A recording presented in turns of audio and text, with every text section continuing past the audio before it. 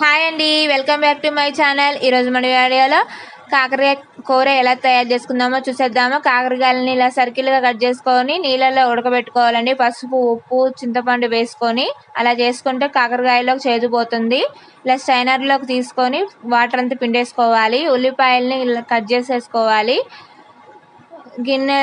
కళాయిలో తాలింపు వేసేసుకొని ఉల్లిపాయలు వేసుకొని మగ్గించుకోవాలి.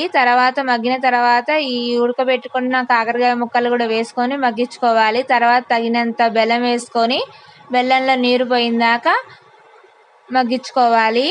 తర్వాత ఫైనల్గా కారం వేసుకుంటే అయిపోతుందండి కాకరకాయ కూర. చేదే ఉండదు అసలు. మీరు కూడా ఒకసారి ట్రై చేసి కామెంట్ సెక్షన్లో ఎలా వచ్చిందో కామెంట్ చేయండి మర్చిపోకుండా. ఇది అన్నంలోకి చాలా బాగుంటుంది. నచ్చితే లైక్ చేయండి. కొత్తగా చూసేవాళ్ళు సబ్స్క్రైబ్ చేయండి ఫ్రెండ్స్. బాయ్.